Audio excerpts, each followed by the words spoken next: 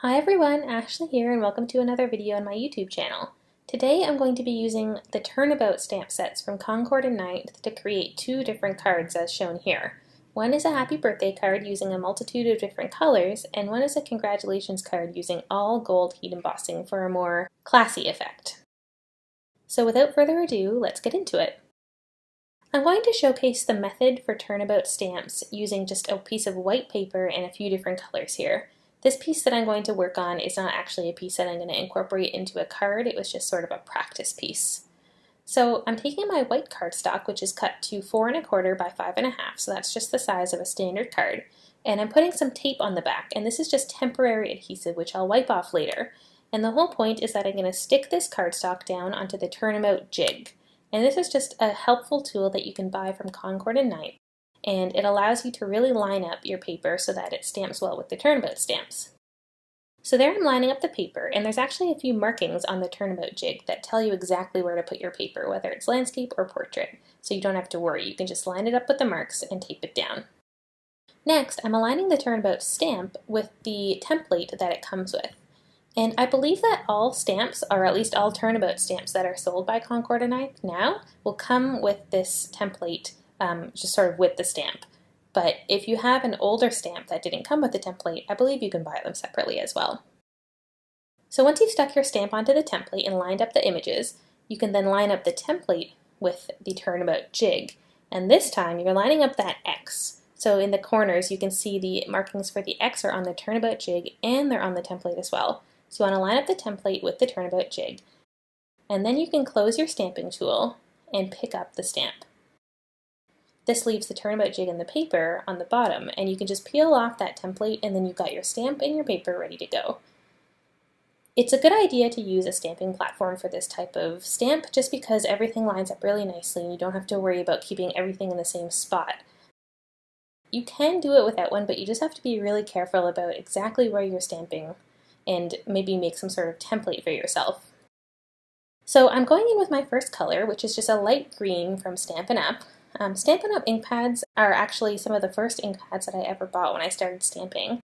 And I really like them still. Even the ones that I bought at the very beginning have lasted me a long time, like many, many years, and they're still just as juicy as when I first bought them. They haven't dried out at all, so that's something that's really nice about them. And they've got a good array of colors. The only downside, of course, is that I think you need to know somebody that works as a demonstrator to buy things from Stampin' Up, which is a little bit unfortunate. So after stamping with the green, I just cleaned off the stamp, and now I'm going in with a light pink. And in between, I actually turned the Turnabout jig 90 degrees. And you can tell that you've turned it or not by looking at that number in the top right corner. So right now it's at number 2. I started with the green at number 1. So now I'm just cleaning the stamp off again, and I'm going to go in with my next color. But before I do that, I'm going to turn the Turnabout jig again. So basically the idea is stamp, clean, turn. Next color, stamp, clean, turn. Next color, stamp, clean, turn, until you've done all 4 colors. So my third color here is just a light gray, and I kind of just picked this color combination because I thought it would be pretty together, but you can definitely look up color combinations online or get inspiration from stamping challenges or just things all around you in life to kind of think of a nice color combination to use for these stamps. So I'm going in with the light gray and just really pressing it down to make sure everything stamps.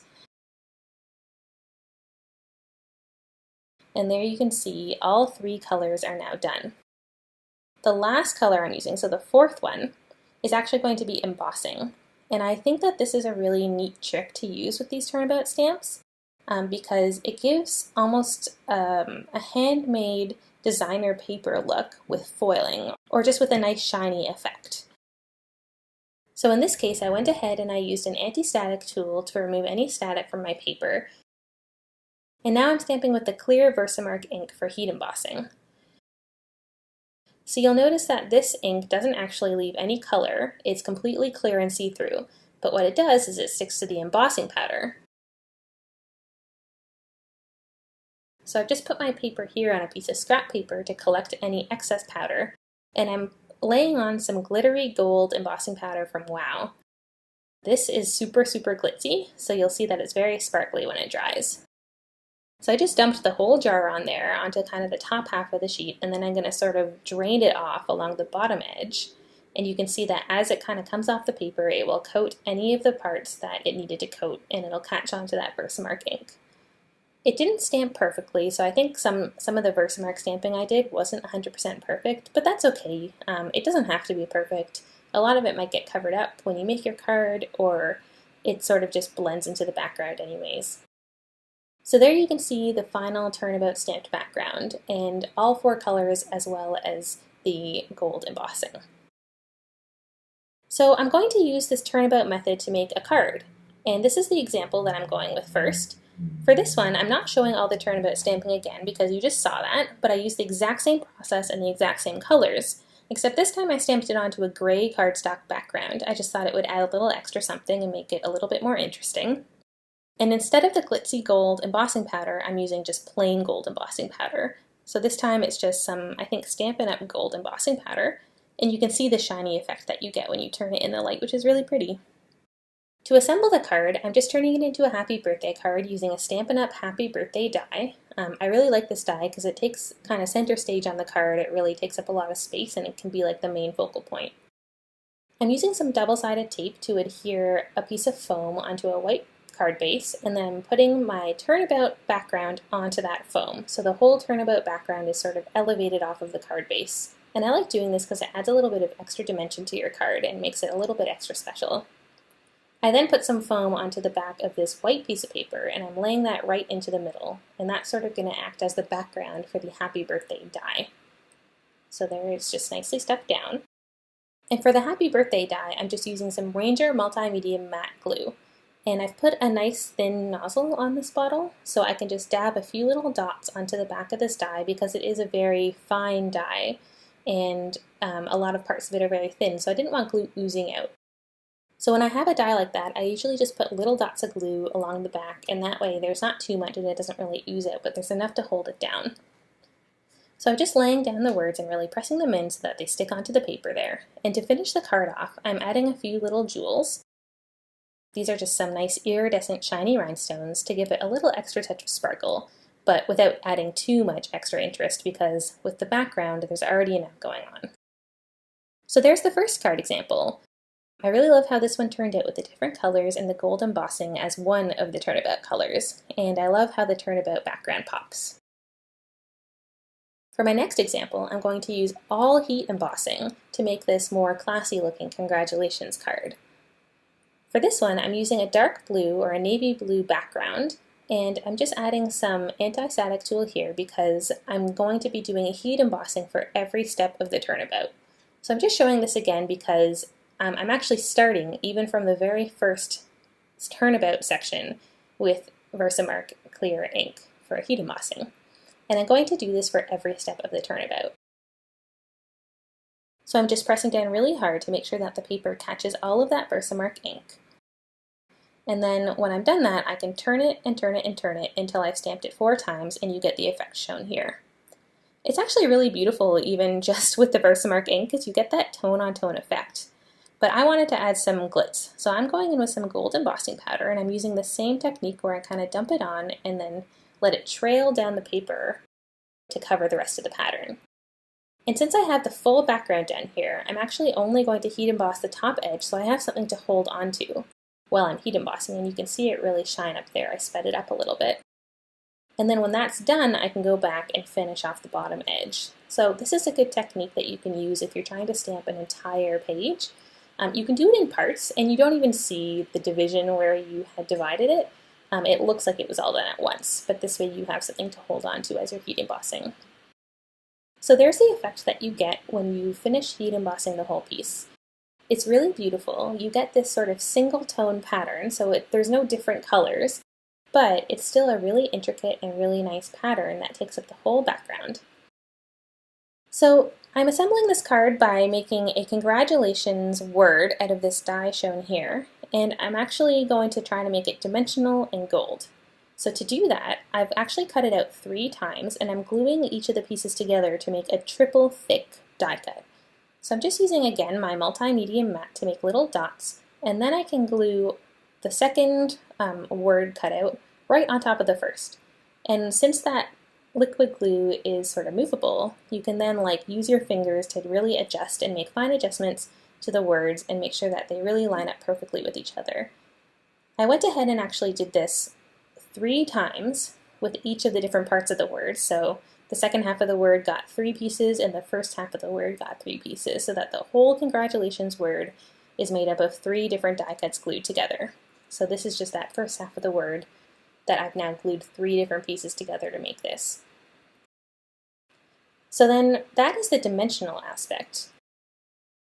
And you can see how it looks there. It just looks the same as it would normally, but it's a little bit thicker. So to make it gold, I'm going to do some heat embossing so that the gold matches the background of the Turnabout stamped piece. To do that, I'm just dabbing the Versamark ink straight from the ink pad onto the top of the word die cuts. And this just makes sure that the whole word is coated evenly with the Versamark ink.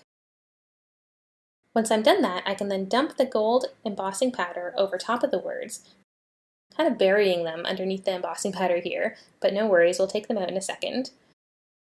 And this just makes sure that they're all nicely coated with the embossing powder. I'm then taking my tweezers and pulling out each piece of the word, and then I'm going to heat emboss it. And there's actually 2 different ways that you can do this, so I'm going to show you both ways in just a second. When you're taking them out of the embossing powder pile there, just make sure that you do it carefully with your tweezers so that you don't move around too much of the embossing powder that's already on the word. So the first way to heat emboss these pieces is to just use your tweezers to hold on to one end of the piece and then bring in your heat tool to finish heat embossing it. This way you're not hurting your fingers because they're sort of at the end of the tweezers and you're not heat embossing your own fingers.